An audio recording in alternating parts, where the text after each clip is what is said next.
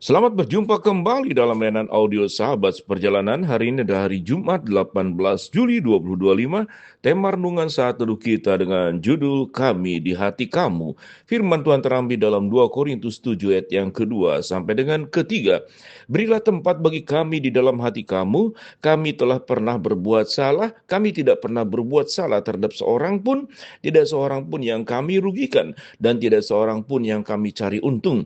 Aku berkata demikian bukan untuk menjatuhkan hukuman atas kamu, sebab tadi aku telah katakan bahwa kamu telah beroleh tempat di dalam hati kami, sehingga kita sehidup semati. Mari kita berdoa. Bapa yang di dalam surga, sebuah ayat yang sangat romantis, sebuah ayat yang seringkali dipakai untuk orang yang sedang jatuh cinta, namun kami memahaminya dari kasih Allah yang mengikat kami semua. Dalam nama Tuhan Yesus kami berdoa. Amin. Shalom sahabat seperjalanan yang dikasihi Tuhan. Ayat yang sangat romantis. Yaitu dalam 2 Korintus 7 ayat 2 sampai ketiga. Kita baca kembali secara perlahan. Berilah tempat bagi kami di dalam hati kamu. Kami tidak pernah berbuat salah terhadap seorang pun. Tidak seorang pun yang kami rugikan. Dan tidak dari seorang pun kami cari untung. Aku berkata demikian, bukan untuk menjatuhkan hukuman atas kamu, sebab tadi telah aku katakan bahwa kamu telah beroleh tempat di dalam hati kami, sehingga kami sehidup semati. Kalimat terakhir, sehingga kami sehidup semati. Bukankah ini sesuatu yang sangat luar biasa? Di dalam terang firman Allah, siogianya sesungguhnya setiap orang itu harus jatuh cinta, namun jatuh cinta di dalam kasih Tuhan. Kalau jatuh cinta antara dua sejoli, anak muda-mudi, yang kemudian berpacaran, itu biasanya ada dua ekstrim di dalam orang yang berkasih-kasihan atau berpacaran. Pada saat saling mencintai sedemikian indah, tetapi tatkala cinta tidak diiringi oleh kedewasaan, tatkala cinta itu hanya perasaan, tatkala cinta itu tidak dengan kebijaksanaan, tatkala cinta itu tidak dengan pertimbangan, dan tatkala cinta itu tidak siap dengan berbagai macam resiko, karena cinta bukanlah sebuah pesiar, cinta bukan sebuah wisata, cinta bukan masuk ke dalam sebuah mall, lalu memilih barang atau yang kita suka, lalu kita beli. Tapi cinta itu adalah sebuah proses perjuangan untuk saling memahami, saling mengerti, saling berbagi, saling mengalah, saling kemudian mengutamakan. Dan dibutuhkan sebuah kedewasaan, bagaimana bisa saling katakanlah mengikis satu dengan yang lain. Tidak kemudian mengedepankan ego, mengedepankan kepentingan. Di dalam dua ayat ini saja kita bertemu ada orang yang kemudian di dalam hati seseorang, tetapi itu kebencian. Bukankah orang yang membenci seseorang, dia selalu ada di dalam hatinya.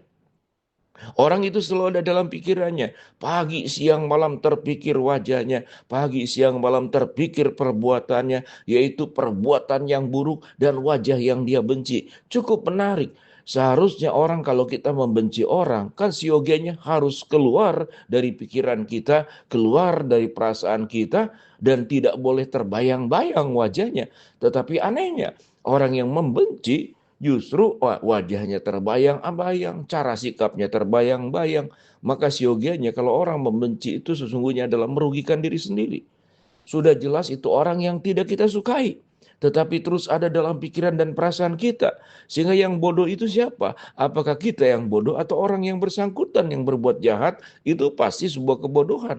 Tetapi bukankah kita masuk ke dalam lubang kebodohan yang sama? Kita menjadi orang yang penuh dengan kebencian. Itu adalah ekstrim satu. Tapi ekstrim yang lain dikatakan, aku kata Paulus kepada jemaat di Korintus, aku tidak merugikan siapapun. Aku pun tidak mencari untung. Aku tidak berbuat salah. Aku berkata demikian dalam rangka karena kamu telah beroleh tempat di hati kami, sehingga kita sehidup semati. Sebagai seorang gembala, sebagai rasul yang melayani jemaat di Korintus, tetapi tentu jemaat Korintus itu adalah jemaat dengan segala ragam orang yang berbeda-beda. Ada yang baik, ada yang kemudian salah, ada yang kemudian mencari muka. Setiap kumpulan komunitas manusia, baik dalam keluarga, dalam gereja, dalam masyarakat, selalu ada keragaman orang. Tapi kita melihat dari dua ayat ini saja, kita melihat ada sebuah hubungan yang sangat lekat dan dekat, sampai kemudian Paulus mengatakan, sehingga kita sehidup semati. Sahabat seperjalanan, apa yang kita pelajari di dalam renungan saat ini? tentang sebuah tema, kami ada di hati kamu. Kalau kita kemudian melihat bagaimana perjalanan manusia itu jatuh di dalam dosa, itu kemudian memisahkan setiap orang satu dengan yang lain, tercerai-berai manusia. Dan kalau manusia itu mendirikan menara Babel, tercerai-berai, maka bahasa itu kemudian ditunggang-langgangkan, satu dengan yang lain tidak mengerti bahasanya, sehingga mereka terpisah, tercerai-berai. Kalau kita melihat bahwa tatkala orang itu hidup di dalam dosa, yang terjadi adalah tercerai-berai. Yang terjadi adalah bagaimana kemudian saling membinasakan. Yang terjadi adalah bagaimana saling kemudian menghilangkan. Yang terjadi adalah bagaimana saya harus lebih baik dari dia dan dia harus lebih bawah dari saya ada di tahta dan dia harus ada di bawah kaki saya. Itu adalah sebuah keberdosaan yang terjadi dalam setiap kehidupan manusia. Tetapi kalau kita melihat sebagaimana Paulus menulis dalam surat 1 Korintus pasal 13 tentang satu pasal yang berbicara tentang kasih ayat pertama sampai 13. Lalu kita bertemu kembali dalam 2 Korintus 7 ayat 2 sampai ke 3.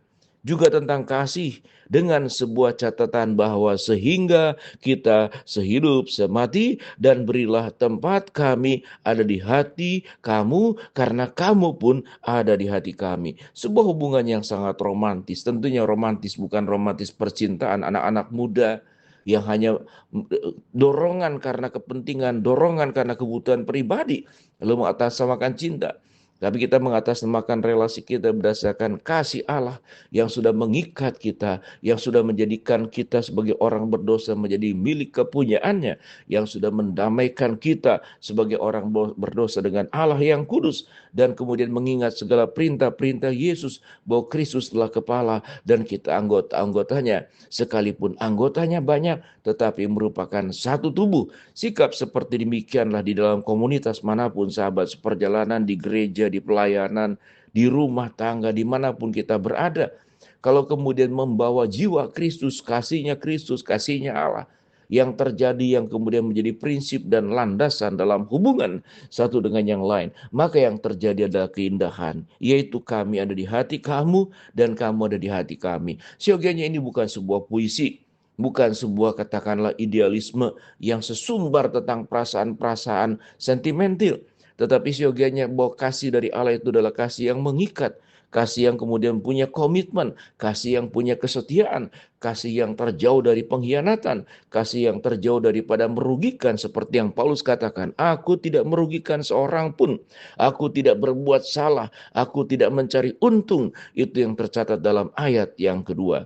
Dengan demikian sahabat perjalanan, saya mendoakan untuk hubungan rumah tangga yang sudah tercerai. Jangan-jangan ada hati-hati yang lain yang kau simpan dalam rumah tanggamu. Sehingga di sanalah terjadi ketidaksetiaan. Jangan-jangan anak-anak pun juga sudah tidak punya hati untuk menghormati kedua orang tuanya. Karena orang tuanya tidak hidup secara terhormat, tidak menjaga martabatnya sebagai orang tua dengan benar, tidak memberikan contoh yang baik. Biarlah di dalam keluarga, dalam komunitas manapun, kita punya ikatan yang diikat oleh kasih Kristus, sehingga kita berkata, kami ada di hati kamu dan kamu ada di hati kami. Mari kita berdoa. Bapa dalam surga, terima kasih buat kebenaran firman Allah yang kami pelajari. Hamba-Mu berdoa buat sahabat seperjalanan yang sakit, Tuhan jamah sembuhkan. Sahabat seperjalanan yang sedang menghadapi masalah, Tuhan bukakan jalan. Dan sahabat seperjalanan yang sedang berdoa mengharapkan sesuatu, Tuhan akan kabulkan sesuai waktu dan rencana Tuhan. Ikat kami dalam kasih setia Tuhan. Dalam nama Tuhan Yesus kami berdoa, amin.